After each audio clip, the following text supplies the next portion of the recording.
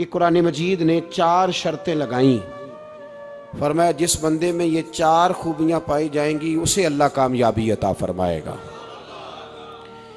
मुसलमान की सोच के खिलाफ है ये बात, ये कुरान की फिक्र के खिलाफ है कि अपनी फिक्र करो। बर्मा के लिए, कश्मीर के लिए, फ़लस्तीन के लिए बात ना करो, अपनी फिक्र करो। ये कुरान की सोच के खिलाफ है, ये कुरान के पैगाम के खिलाफ है। इसलिए कि अगर सिर्फ अपनी बात होती तो आमनु और आमिलुस सालिहात पे बात खत्म हो गई होती, फिर बात आगे न चलती। जब कहा गया वतवासो बिल हक, हक बात की तलकीन करनी है। अगर बात सिर्फ अपनी ज़ात की होती तो ठीक हो गया था, नमाज पढ़ी, रोज़ा रखा, हज किया, ख़त्म हो गई। लेकिन मेरे नबी पाक सल्लल्लाहु ताला अलैहि वसल्लम ने इरशाद फरमाया, एक बस्ती में 2, 3, 4 नेक लोग रहते थे। मेरे प्यारे करीम रसूल फरमाते हैं 3, 4 बड़े परहेजगार, मुत्तकी, साफ सुथरे सूफी साहब, दरवेज साहब, अल्लामा साहब, बड़े जो कहते थे बिल्कुल जी मैं कोई बात नहीं करता, किसी बादशाह को नहीं छेड़ता, मैं तो बस लोगों को अल्लाह अल्लाह बताता हूँ, मेरा कोई ताल्लुक नहीं, कोई मरे कोई जिए। बड़े नेक, साफ सुथरे, परहेजगार। बाकी सारी बस्ती गुनाह करती थी। नबी पाक अलैहिस्सलाम फरमाते हैं रब करीम ने कुछ अरसे तक मोहलत दी, फिर मशीयत खुदाबंदी, अल्लाह का कानून हरकत में आया तो कहा जिब्रील सारी बस्ती तबाह कर दो, तबाह कर दो। अल्लाह मोहलत देता है, मोहलत देता है। हम लोग समझते हैं नहीं नहीं हमारी सियासी चालें सही चल रही हैं, अल्लाह मोहलत देता है। रब करीम ने फरमाया जिब्रील इन्हें तबाह कर दो। तो हज़रत जिब्रील अमीन अलैहिस्सलाम ने अर्ज़ की मौला वहां तो तेरे 3, 4 बड़े नेक बंदे भी रहते हैं, बड़े परहेजगार, सच बोलने वाले, दयानतदारी वाले, हाजी साहब, नमाजी साहब, सूफी साहब, पीर साहब, बड़े खूबसूरत, उनका क्या करें? तो मेरे महबूब पाक अलैहिस्सलाम फरमाते हैं रब करीम ने फरमाया सबसे पहले उन्हें तबाह करना, सबसे पहले उन्हें सबसे पहले, और उलट दो बस्ती, पहले उनका नंबर लगाओ। या अल्लाह उनकी क्या गलती है? तो गलती सुन लें, गलती यह है कि उन्होंने 2 सिफतें पैदा की हैं, अगली 2 पैदा क्यों नहीं की? इल्लल्लज़ीना आमनु व आमिलुस सालिहात पे रोक क्यों गए, आगे क्यों नहीं बढ़े? अल्लाह करीम ने फरमाया जिब्रील देखो ना, मेरी नाफरमानी होती रही और इनके चेहरे पर कभी शिकन तक नहीं आया। लोग मेरा कानून तोड़ते रहे, इन्हें कभी बुरा ही नहीं लगा, गुनाह देखकर कभी ख्याल ही नहीं आया बदलने का। मेरे भाई उम्मत मुस्लिमा अपने लिए तो आई नहीं दुनिया में, नबी पाक की इसलिए थोड़े आए थे कि पैसे कमाएं, दुनियादारी करें, झूठ सच मारें और रुखसत हो जाएं, बच्चे पैदा करें। ये काम तो हिंदू, सिख, बुद्ध मत सारे कर रहे हैं। तू फकत इस काम के लिए थोड़ी आया है। कुंतुम खैरा उम्मतिन उखरिजत लिन्नास, अल्लाह फरमाते हैं मेरे महबूब के गुलामों तुम बेहतरीन उम्मत हो, मैंने तुम्हें उम्मतों के भले के लिए पैदा फरमाया है, तुम्हें लोगों की इमामत के लिए दुनिया में भेजा है। ए नौजवान मुस्लिम, कभी ये तदब्बुर भी किया तूने? वो कौन सा गर्दू है जिसका है तू एक टूटा हुआ तारा? तूने कभी सोचा है तू क्या है? पता है तुझे? रोजी कमाओ, रोटी कमाओ, और अब तो बहुत सारे लोग झूठ की दुनिया में जिंदा हैं, झूठ बोलते हैं अपने आप के साथ भी, दाएं बाएं फ्रॉड कर रहे हैं अपनी जात के साथ, खौल बना लिया उसमें बंद हो गए, बाहर ही नहीं निकल। अपने मुल्क की सोचो, अपनी बात करो। अल्लामा इकबाल ने पता क्या कहा था? इकबाल ने, ये सुनो, जो लोग कहते हैं पहले पाकिस्तान, बर्मा के मुसलमान बाद में, कश्मीर के मुसलमान पहले सुनो इकबाल क्या कहते हैं। इकबाल कहने लगे इन ताज़ा खुदाओं में बड़ा सबसे वतन है, इन ताज़ा खुदाओं में बड़ा कौन है? वतन की मोहब्बत ईमान का हिस्सा, इसमें शक नहीं। लेकिन अगर इस्लाम से पहले वतन आ गया तो इकबाल कहते हैं इन ताज़ा खुदाओं में बड़ा सबसे वतन है, और जो पैरहन इसका है वो मजहब का कफन है। फरमाते हैं जो वतन ओढ़ लेता है उसने अपने मजहब को दफन कर दिया। सबसे पहले पाकिस्तान नहीं, सबसे पहले रसूलुल्लाह का दीन है, सबसे पहले कुरान है, सबसे पहले नबी पाक का फरमान है, सबसे पहले उम्मत मुस्लिमा है। इन ताज़ा खुदाओं में बड़ा सबसे वतन है, जो पैरहन इसका है वो मजहब का कफन है। और इकबाल कहने लगे कौम मजहब से है, मजहब जो नहीं तुम भी नहीं। कौम मजहब से है, मजहब जो नहीं। कोई नहीं समझ आ रही है आपको मेरी बात? कौम किससे है? पाकिस्तानी होने से, पंजाबी होने से, सिंधी बलोची पठान होने से ना। कौम मजहब से है, और मजहब जो नहीं तुम भी नहीं। ये कैसे हो सकता है कि मजहब ना हो और बंदा जिंदा रहे? ये कैसे हो सकता है भाई? काफिर ने असल में, मैं जाग ही नहीं रहा, मैं जागता ही नहीं। मैं जेब की सोचता हूँ, मस्जिद की सोचता हूँ, खानका की सोचता हूँ, मदरसे की सोचता हूँ, दुकान की। सारा दिन तो इस चक्कर में लगा रहता हूँ लोगों को साबित करने में कि मैं सही हूँ बाकी गलत है। मैं तो अपनी जात के खौल से उठ ही नहीं रहा। और मुझे ये अंदाजा ही नहीं कि लीबिया सारा कट गया, मिस्र के टुकड़े टुकड़े हो गए। मुझे पता ही नहीं कि शाम, जिसके बारे में मेरे नबी पाक अलैहिस्सलाम ने फरमाया मक्के और मदीने के बाद अल्लाह ने सबसे ज्यादा बरकतें मुल्क शाम में रखी है। और हुजूर ने फरमाया जिसने हिजरत करनी हो वो शाम जाए। इतना आला मुल्क सारा कट गया, 4-4 हजार लोग एक एक दिन में कत्ल हो गए। पर मेरा घर अब आबाद है ना, कोई अर्ज नहीं। वो कटते हैं तो वो दूर हैं, कटते रहे। फलस्तीन में हमारे यहाँ मेराज की महफिलें बड़ी जम के होती हैं, सारे लोग पढ़ते हैं सुभान अल्लाज़ी असरा बिअब्दिही लैलन मिनल मस्जिदिल हराम इलल मस्जिदिल अक्सा। इन्हें पूछो रोज कुरान मजीद में मस्जिद अक्सा का नाम लेने वालों, तो मस्जिद अक्सा कहते हो तो तुम्हें अल्लाह कितनी नेकियां अता करता है, बताओ तो सही मस्जिद अक्सा किधर है? और अब तो मेरी तरह के मौलवी आधी हदीस सुनाते हैं, कहते हैं मस्जिद नबी में एक नमाज पढ़ो तो 50,000 का सवाब, हरम शरीफ में पढ़ो तो 1 लाख का सवाब। मौलाना हदीस यहां से शुरू नहीं होती, खोलो तो सही कंजुल माल, पढ़ो मुस्नद इमाम मोहम्मद बिन हंबल, हदीस तो यहां से शुरू होती है। मेरे नबी पाक ने फरमाया मस्जिद अक्सा में जिसने एक नमाज पढ़ी 25,000 का सवाब, और मेरी मस्जिद में जिसने एक नमाज पढ़ी 50,000 का सवाब, और अल्लाह के घर बैतुल्लाह जिसने पढ़ी 1 लाख का सवाब। मस्जिद अक्सा का तो जिक्र ही छोड़ गया है। क्यों? वो मस्जिद जिसकी तरफ मुंह करके 15 साल मेरे नबी पाक ने नमाज अदा की। किसने? बोलिएगा। 15 साल तक, 2 हिजरी में 13 साल मक्के में, 2 साल मदीने में, मस्जिद अक्सा की तरफ जिधर मुंह करके तेरे और मेरे रसूल नमाज पढ़ते रहे। आज वो मस्जिद यहूदी के कब्जे में है। कई जुमे ताला रहता है, वहां नमाज नहीं पढ़ने दी जाती। मुझे क्या लगे इस बात से? मेरी मस्जिद में थोड़ी लगा हुआ है। ऐसी हवा चली है कि हर शख्स सोचता है तमाम शहर जले बस एक मेरा घर न जले। भाई ये वो दौर है जिस दौर में जरा सी भी किसी शख्स को तकलीफ होती है तो आलमी मीडिया पे बात जाती है, मोबाइल जेबों में फौरन तस्वीरें कैश होती हैं। मैं और आप, हमारा उस कौम से ताल्लुक है जिस कौम के बच्चे कट गए, ज़िबा हो गए, औरतों के पिस्तान काट के बर्मा के बुद्धों ने उनके कबाब बना के खा लिए, छोटे छोटे बच्चों की लाशें उन्होंने लटका डाली। और यहाँ मैं हुकूमत की क्या बात करूं, यहाँ किसी सियासतदान को मक्खी काट जाए तो हमारे फट्टे आबाद हो जाते हैं बहस करने के लिए। हमारे अपने लोग, आम आदमी नहीं बात करता, आम आदमी नहीं निकलता, आम शख्स को फिक्र खत्म हो गई। मेरी भाई सबसे बढ़कर बेहतरीन मस्जिद के खतीब इमाम हुसैन थे। मस्जिद नबी से बड़ी भी कोई मस्जिद होगी जिस मिंबर पर रसूल पाक बैठ के खुतबा दिया करते थे? और मेरे मुस्तफ़ा के आस्ताने से बड़ा भी कोई आस्ताना होगा जिसकी सज्जादगी इमाम हुसैन के पास थी? कहते हैं हमारा क्या ताल्लुक, हमें क्या लगे, जो मर्जी होता फिरे। इमाम अली मकाम आराम से मस्जिद नबी में बैठे थे, जमाना पूरी दुनिया से जाता था, हाथ चूमता था, कदमों में बैठता था। इतने बड़ी अजमत वाली भी कोई शख्सियत होगी जिसके रगों में रसूलुल्लाह का खून दौड़ता है, जिसे हुजूर अपनी जुबान मुबारक इस तरह वो चूसा करते थे जैसे अरब के लोग प्यास के आलम में खजूर चूसा करते थे। इतना बड़ा भी कुछ शख्स था, लेकिन जब दीन पे कड़ा वक्त आया तो हुसैन ने मस्जिद की खिताबत नहीं बचाई, आस्ताना नहीं बचाया। इमाम अली मकाम ने कहा कूफा लुटता है तो लुटता रहे, दमिश्क में फसाद होता है तो होता रहे, वो मुल्क के शाम की बच्चियां रो रही हैं तो रोती रहें कि हम पे यजीद काबज हो गया, मेरी मस्जिद आबाद है, काफी है ना।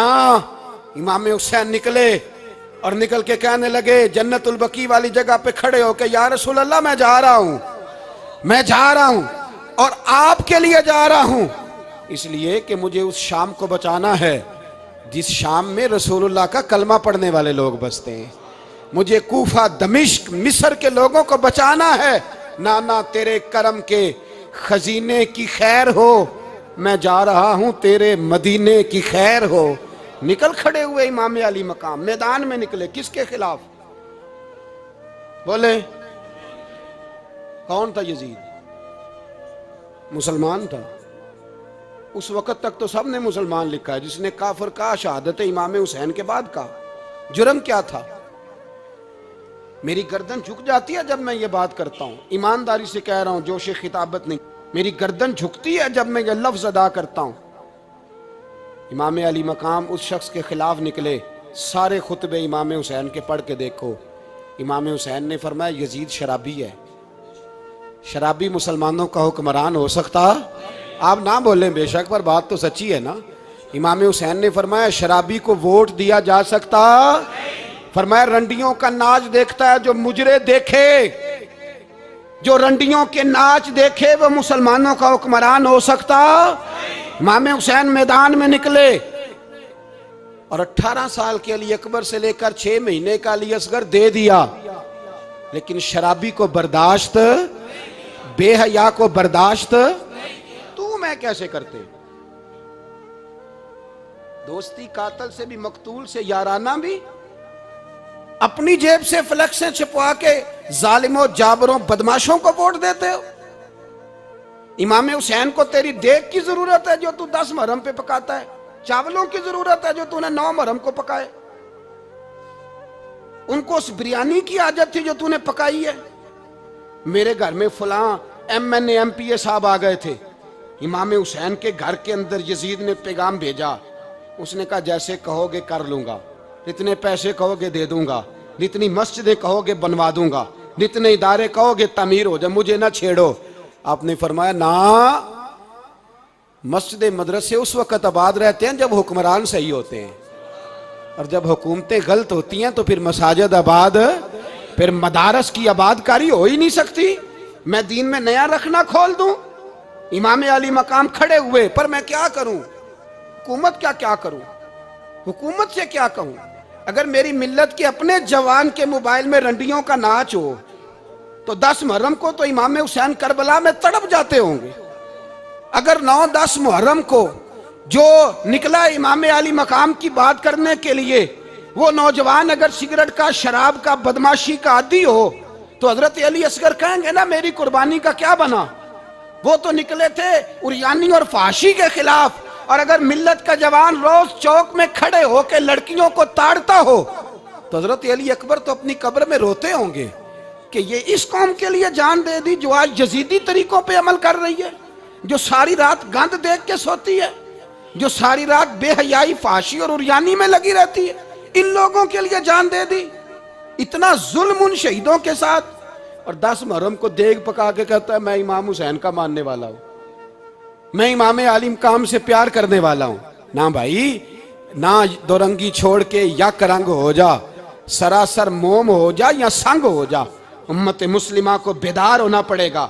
इमाम अली मकाम मैदान में निकले, डट के निकले, और इमाम ने फरमाया मैदान में निकल कर कि मेरा वतन मदीना है, मेरा वतन मदीना है, पर मदीना बाद में, रसूलुल्लाह का दीन पहले।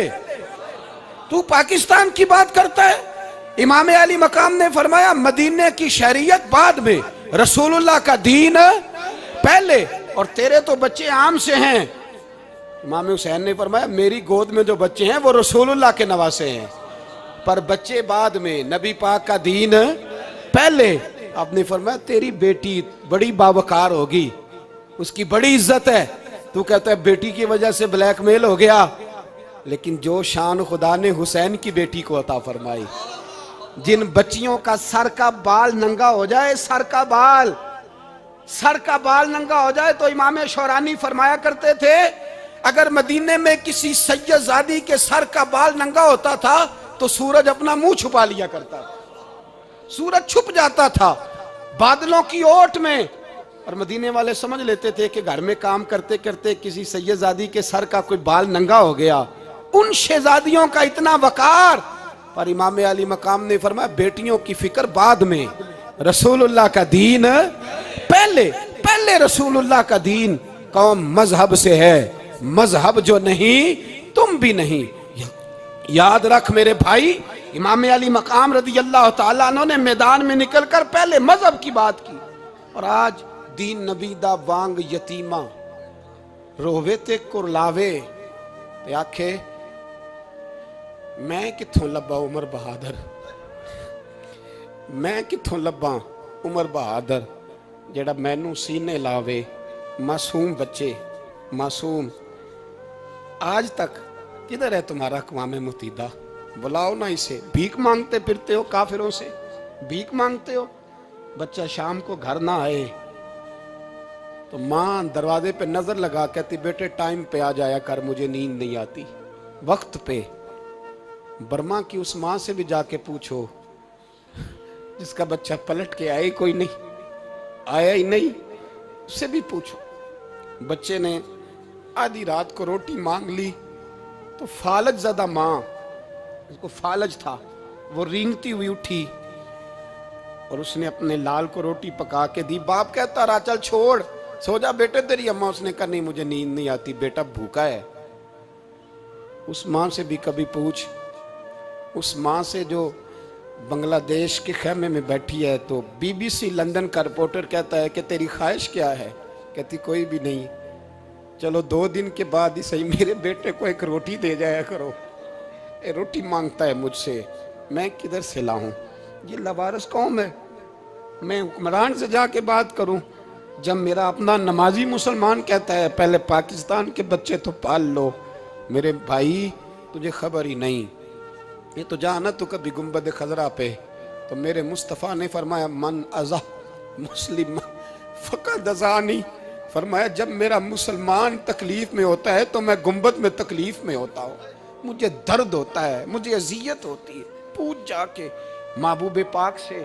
मेरे अजीज, किसी को गम ही नहीं इन लोगों का, किसी को परवाह ही नहीं, कुछ सोचता ही नहीं इनके बारे में।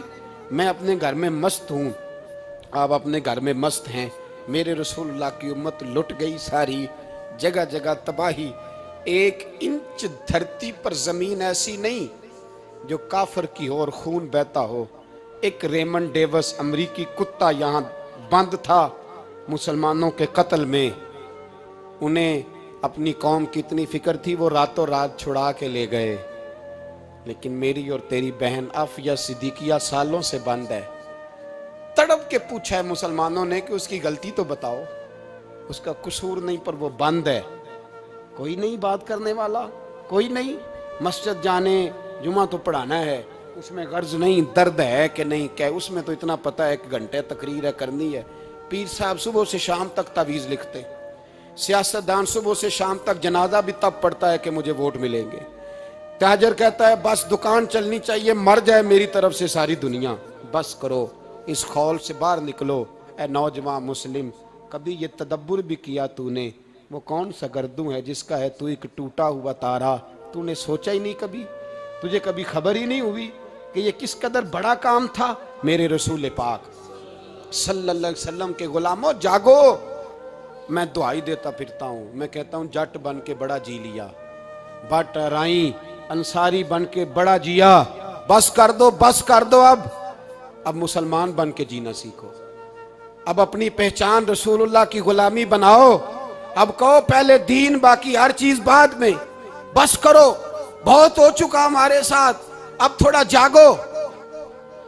मैं बहुत सारी बातें दिल में लेके आया था जो आपसे करनी थी, पर ये लफ्ज हैं कि टूटते ही जा रहे हैं। बात है कि सिमत का तायुन ही नहीं हो पा रहा। मेरे भाई, मैं तो कभी कभी सोचता हूँ लगता है रब भी नाराज हो गया है और हमें मनाने का तरीका भी भूल गया है। ना हमारी मस्जिदों में तहज्जुद पढ़ी जाती है, ना किसी को नमाज तौबा याद रही, ना कोई इस्तिस्का वाला है, कोई नहीं। जो पीर साहब के पास जाके बैठता है थपकी देते हैं, कहते हैं जा तेरा काम हो जाएगा, मौज कर। कभी नहीं को कहता तौबा भी कर, इस्तिगफार भी पढ़, ये दाढ़ी पूरी कर, दीन रसूलुल्लाह का इसकी तरफ तू तवज्जो कर। कोई तबलीग ही नहीं करता, सारे फूका फाकी पे लग गए हैं। कोई ख्याल ही नहीं आ रहा किसी शख्स को कि हमारी तबाहियों का सबब क्या है। कि इलाका तक का बरस फतह हुआ, तमाम लोग नारे लगा रहे हैं।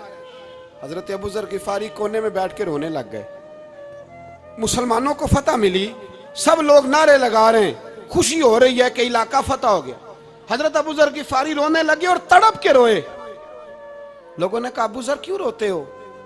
आप फरमाने लगे ये लोग बरसों से काबज थे इस शहर पर, ये जिन लोगों से आज हमने लिया है ये बरसों से, दिल के कानों से खुल सुनने वाली बात है। फरमाने लगे ये बरसों से काबज थे, इन्होंने अल्लाह की नाफरमानी की है तो आज इलाका इनके हाथों से निकल गया है। मैं रो इसलिए रहा हूं कि खुदाया कहीं हमसे भी नाफरमानी ना हो और ये हमारे हाथों से भी ना निकल जाए। शाम निकल नहीं गया हमारे हाथों से, लीबिया निकल गया, मिस्र निकल गया, इराक निकल गया, अफगानिस्तान निकल गया। और अगर देखो तो बिल वास्ता बिला वास्ता हर जगह काफर का डेरा। वो रो रहे हैं, कहते हैं जब कौम अल्लाह की नाफरमानी करती है तो इलाके निकल जाते, तड़प रहे हैं। मुझे कोई फिक्र नहीं, कोई नहीं रोया मिस्र के जाने पर, कोई नहीं रोया लीबिया की तबाही पर, शाम के बच्चों पे कोई नहीं रोया। हम लोग यहाँ ईद मनाते रहे, ईद पर लोग नए कपड़े लेते रहे और बर्मा के मुसलमानों को कफन तक नसीब ना हुआ। कोई नहीं तड़पा इन लोगों पर, किसी को ख्याल नहीं आया। साहब इमाम अली मकाम की फिक्र को समझो, इस पर गौर करो, बस कर दो, नींद बड़ी लंबी हो गई, अब उठो इस बेदारी से, उठो। जब कौमें नाफरमानी करती हैं तो मुल्क छिन जाते हैं और काफर बारी बारी करके बारियां लगा रहा है, बारी बारी। तुम्हें कई दफा धमकियां दे चुका है, वो तुम्हारा नंबर कई दफा लगा चुका है। अब ख्वाबे गफलत से उठ जाओ, आग पैरों तक आ गई है, ऐसा ना हो जला डाले सारा कुछ। हजरत सैयदना अबू ज़र गिफारी रो के फरमाया करते थे जब तुम नाफरमानियां करोगे तो इलाके तुम्हारे हाथों से निकल जाएंगे। सो निकल गए, निकल गए। गौसे आजम के बगदाद पे कई दफा बम गिरे, मौला अली शेर खुदा का शहर नजफ कई दफा बम की नजर हुआ, इमाम अली मकाम के करबला में अब तक कई दफा जंगें हो चुकी, इसलिए कि हम नाफरमानी करते हैं, इलाके छिन जाते हैं। दूसरी बात यह कि फिर हमें वो तरीका भी नहीं आता जिससे रब को मनाया जाता है। आप यकीन करें, मुसलमान पे एक 5 वक्त की नमाज है, वो भी बोझ है। 2.5 घंटे की तकरीर और 5 मिनट की जमात में लोग भागते फिरते, बड़ा मुश्किल है। आज तक मुसलमान एक 5 वक्त नमाज पढ़ने के लिए बहाने ढूंढ रहा है अभी तक। तो वो मुसलमान कहां से आएंगे जो रात को रोया करते थे, रातों को उठ के रोते थे तो सवेरे अल्लाह काफिर के मुकाबले में इतनी मदद करता था, इतनी मदद करता था कि 10 मुसलमान लाखों को भगा दिया करते थे। इसलिए कि मदद किसकी शामिल होती थी? बोल के बताइए, कौन मदद करता था? क्योंकि देखे ना, ये हमें तरीका बताया नबी पाक ने। अल्लाह हुजूर से राजी था कि नहीं? यार इस पे जल्दी जल्दी बोलो। अल्लाह राजी था ना? तो बदर की रात हुजूर क्या करते रहे सारी रात? ही साथ नहीं था अल्लाह? वो तो वहां से फरमा रहा है गारे सौर से, इन अल्लाह माना। महबूब कह दे कि अल्लाह तेरे साथ है। वहां थे महबूब कह रहे हैं अल्लाह हमारे साथ है। वहां से अल्लाह साथ था, पर सारी रात, बदर की सारी रात। और दुआ का रंग क्या था? हज़रत अबू बकर सिद्दीक फरमाते हैं हुजूर ने हाथ उठाए, अल्लाह ये मेरे 313 है, मैं कुल कमाई लेके आ गया। अल्लाह मेरी कुल कमाई है, अगर ये हलाक हो गए तो कयामत तक कौन तेरी इबादत करेगा?